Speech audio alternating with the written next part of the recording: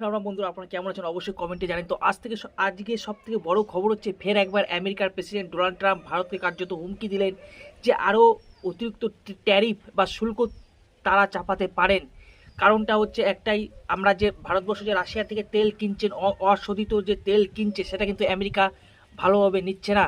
তো এই একটি কথা তিনি জানিয়ে রাখলেন, আগাম দিয়ে দিলেন যে কার্যত আমেরিকা বা ডোনাল্ড ট্রাম্প কার্যত বলে দিলেন যে তারা আরও অতিরিক্ত শুল্ক কিন্তু চাপাতে পারে। এর আগে দেখেছিলেন যে প্রথম যে শুল্ক ছিল 25%, তারপরে আরও 25% শুল্ক কিন্তু চাপানো হয় আমাদের দেশের উপর, এবং সেটা এখন গিয়ে দাঁড়িয়েছে 50%।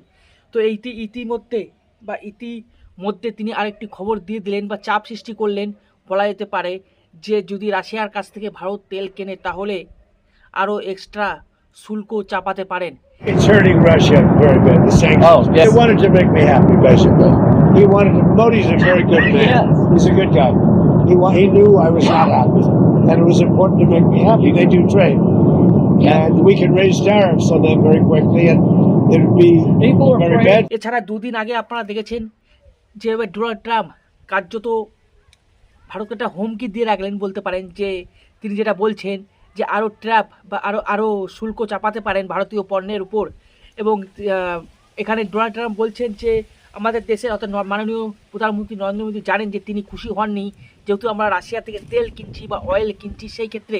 তো তার আগে একটু আপনাদের জানিয়ে দিই যে এটা কেন বলছেন। এখন তিনি দেখুন, তার দুদিন আগে তিনি ভেনেজুয়েলার মাদুরাকে বন্দি করেন, অর্থাৎ আমেরিকার পক্ষ থেকে ভেনেজুয়েলাসে একটি বলতে পারেন যুদ্ধ ঠিক বলবো না, তারা তাদের সেনাবাহিনী পাঠান এবং সেখান থেকে এই মাদুরাকে ভেনেজুয়েলার যে প্রেসিডেন্ট ছিলেন সেই মাদুরাকে তারা গ্রেপ্তার করেন এবং গ্রেপ্তার করে আমেরিকায় নিয়ে যান।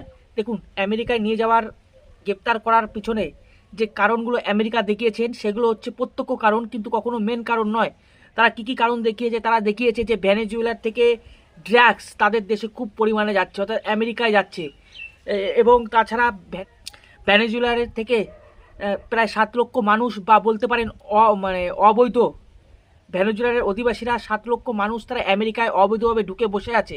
তো সেক্ষেত্রে ভেনেজুয়েলার সরকারকে জানালে ভেনেজুয়েলার যে সরকার রয়েছে সে সরকার কিচ্ছু করেনি। এছাড়া তারা আরও বলছেন যে ড্রাগস আছে বা যে নেশাগ্রস্ত যে সমস্ত জিনিস বা মেডিসিন তৈরি হয় সেগুলি ভেনেজুয়েলার মাধ্যমে আমেরিকায় যাচ্ছে। এবং সবথেকে বড় কথা, আমেরিকার নিরাপত্তার জন্য একটি বাধা হয়ে দাঁড়িয়েছেন ভেনেজুয়েলার্স, আমেরিকার পক্ষ থেকে দাবি করা হচ্ছে। এবং সেই কারণেই ভেনেজুয়েলার সরকারের পক্ষ থেকে সরকারকে তারা দায়ী করছেন না, তারা দায়ী করছেন এই মাদুরাইকে তারা দায়ী করছে বা মাদুরাকে দায়ী করছেন, তাই তারা তুলে নিয়ে গেছেন মাদুরাকে। তো এই একটি ঘটনা ঘটেছে 2 দিন আগে। কিন্তু যারা আন্তর্জাতিক বিশেষজ্ঞ তারা বলছেন শুধুমাত্র ওই প্রত্যক্ষ কারণ নয়, আমেরিকা যে কারণটি দেখিয়েছে সেই কারণটি অ্যাকচুয়ালি নয়, কারণ তার পিছনে রয়েছে বড় কারণ, সেটা হচ্ছে অয়েল। আপনারা ঠিক শুনেছেন, তার পিছনে রয়েছে অয়েল। কারণ ভেনেজুয়েলারই হচ্ছে পৃথিবীর একমাত্র দেশ যেখানে সবথেকে বেশি অয়েল জমা করে রাখা আছে, সবথেকে বেশি অয়েল কিন্তু জমা করে রাখা আছে। আমি বারবার বলছি, পৃথিবীর মধ্যে একমাত্র দেশ। যারা মনে করেন যে সৌদি আরব 1 নম্বর দেশ, তাহলে বলে দিই, সৌদি আরব 1 নম্বর হচ্ছে পরিশোধিত তেলের ভাণ্ডার হিসেবে সৌদি আরব 1 নম্বরে, কিন্তু অপরিশোধিত তেলের ভাণ্ডার হিসেবে সবথেকে বড় হচ্ছে রিজার্ভ করার ক্ষেত্রে সেটা হচ্ছে ভেনেজুয়েলা। তো সেইখান থেকে তেল সংগ্রহ করার কারণেই কার্যত এই ভেনেজুয়েলাতে যিনি প্রেসিডেন্ট ছিলেন মাদুরাকে প্রেসিডেন্ট ছিলেন, সেই মাদুরাকে তারা অ্যারেস্ট করেছেন। কারণ তারা অনেক চেষ্টা করেছেন ভেনেজুয়েলাতে বিপক্ষ দলকে টাকা খাইয়ে, ডিপ স্টেট অনেক কিছু চেষ্টা করেও তাদেরকে হারাতে পারেনি, এবং উল্টে মাদুরাই কিন্তু অনেক ভোটে জিতেছিলেন। তো সেক্ষেত্রে তারা এই কাজটি করেছেন। এবং সঙ্গে সঙ্গে এই ভেনেজুয়েলাতে যখন তারা তাদের সেনাবাহিনী পাঠায়, তার পরক্ষণেই কিন্তু মেক্সিকো, কলম্বিয়া এবং কিউবাকেও হুঁশিয়ারি দেয়। এই মেক্সিকো, কলম্বিয়া, কিউবাকেও কিন্তু হুঁশিয়ারি দেয়, এবং তার সঙ্গে ভারতবর্ষকেও একটি হুঁশিয়ারি দিয়ে দিলেন এখানে ডোনাল্ড ট্রাম্প।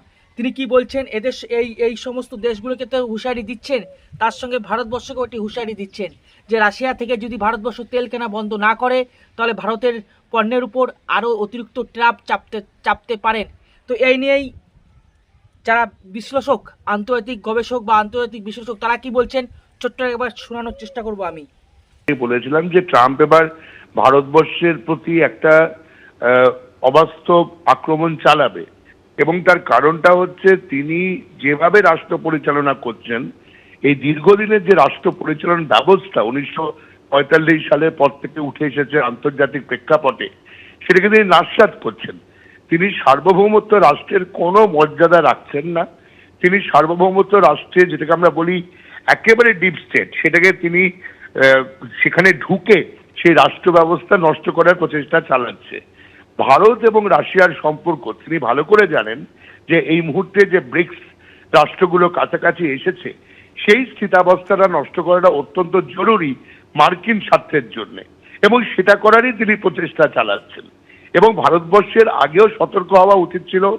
নমস্তে ট্রাম্প থেকে পরপর যে বিষয়গুলো আমাদের সামনে উঠে এসেছিল, সেখানে এটা স্পষ্টতই খুব পরিষ্কার হওয়া প্রয়োজন ছিল যে ভারতকে কোনোদিন মার্কিন যুক্তরাষ্ট্র কোনোভাবে সাহায্য করেনি। 71 সালের যুদ্ধ হোক বা পরবর্তীকালে আমাদের সমস্যা হোক, তারা পাকিস্তান বাংলাদেশকে অস্থির করে তুলছে যাতে ভারতবর্ষের ওপর কোনো না কোনোভাবে তার প্রভাব পড়ে। এবং ভারতবর্ষের অর্থনৈতিক যে অবস্থা, আজকে তো প্রায় 4র্থ ইকোনমিক যে পজিশন, সেই স্থানে ভারতবর্ষ উঠে এসেছে সেটাকে নষ্ট করার জন্য। অর্থাৎ তিনি যে কোর রাষ্ট্র, নিজেকে সর্বশক্তিমান ভেবে আমাদের যে এতদিনের গড়ে তোলা নন অ্যালায়েড মুভমেন্টের যে ভাবনা, যে সাউথ সাউথ ডিভাইডের, নর্থ সাউথ ডিভাইডের যে ভাবনা, সাউথ সাউথ কোঅপারেশনের যে ভাবনা, সমস্ত কিছুকে তিনি নাস্যাৎ করার প্রচেষ্টা চালাচ্ছেন তার এই নীতির মধ্যে দিয়ে। এবং আগামী দিনে যদি ভারত এবং অন্যান্য রাষ্ট্র একত্রিত না হয়, তাহলে কিন্তু এটা একটা ভয়ঙ্কর সংকটের দিকে যাবে। প্রথমত অর্থনৈতিক সংকটের দিকে তো যাবেই, একই সঙ্গে দ্বিতীয় বিশ্বযুদ্ধের আগের যে অবস্থা ছিল, সেই অবস্থায় কিন্তু বিশ্ব ব্যবস্থা ফিরে আসবে।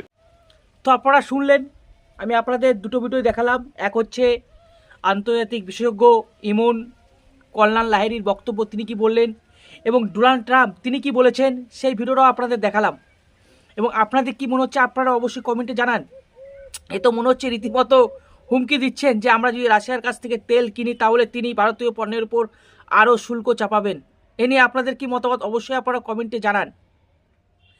মানে এমন একটা তারা চেষ্টা করছেন যে তারাই হচ্ছে এই পৃথিবীর দাদা বা পৃথিবীর সবথেকে শক্তিশালী দেশ, এমন একটি করার তিনি চেষ্টা করছেন। এবং ইমন কল্যাণ লাহিড়ী তিনি বললেন যে আমেরিকা কোনোদিনই ভারতবর্ষে মানে সেইভাবে সাহায্য করেনি, কারণ 1971 সালের যুদ্ধের সময়ও ভারতবর্ষের বিরুদ্ধে গেছিল আমেরিকা, তখন একমাত্র রাশিয়াই শুধুমাত্র ভারতের পাশে এসে দাঁড়িয়েছিল। আপনাদের হয়তো মনে আছে 1971 সালেই তৃতীয় বিশ্বযুদ্ধ কিন্তু লেগে যেতে পারত। এবং এই যে ভেনেজুয়েলার উপর যে আক্রমণ হয়েছে, এটা নিয়েও কিন্তু এখন একটি প্রশ্ন উঠেছে, তাহলে পৃথিবী কি এই মুহূর্তে তৃতীয় বিশ্বযুদ্ধের দোরগোড়ায় দাঁড়িয়ে আছে?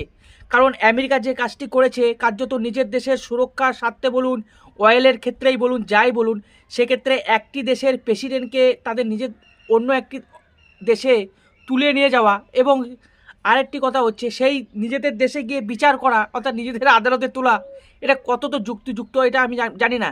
এখন আরেকটি প্রশ্ন উঠেছে, এই যে ভেনেজুয়েলার যিনি প্রেসিডেন্ট তাকে তো নিয়ে গেলেন আমেরিকা, এরপর যদি যিনি রাশিয়ার প্রেসিডেন্ট অর্থাৎ পুতিন, তিনি যদি জেলেনস্কি অর্থাৎ ইউক্রেনের প্রেসিডেন্টকে এইভাবে নিয়ে চলে যায়, তাহলে সেক্ষেত্রে আমেরিকা কি ভূমিকা পালন করবে, এই একটি প্রশ্ন কিন্তু উঠেছে।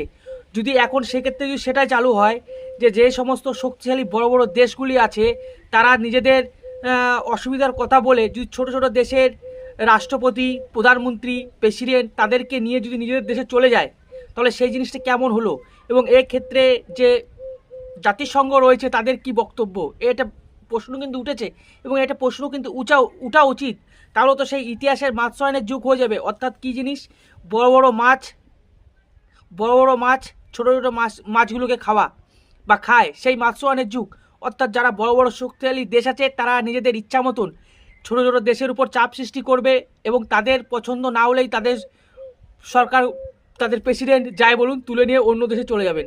এই একটি প্রশ্ন কিন্তু উঠেছে। এবং আপনাদের কি মনে হচ্ছে আপনারা অবশ্যই কমেন্টে জানান। এবং আমি এখনও বুঝতে পারছি না, এই ভেনেজুয়েলার সঙ্গে তিনি আরও 3টে দেশকে তো দিয়েছেন হুমকি, তার সঙ্গে ভারতবর্ষকে কেন হুমকি দিয়েছেন আমি জানি না। আপনাদের কি মনে হচ্ছে আপনারা অবশ্যই কমেন্টে জানান। না কোথাও বার্তা দিয়ে রাখলেন যে প্রয়োজন হলে আমেরিকা মাননীয় প্রধানমন্ত্রীকেও তুলতে পারেন, এই একটি বার্তা কি তারা দিয়ে রাখলেন?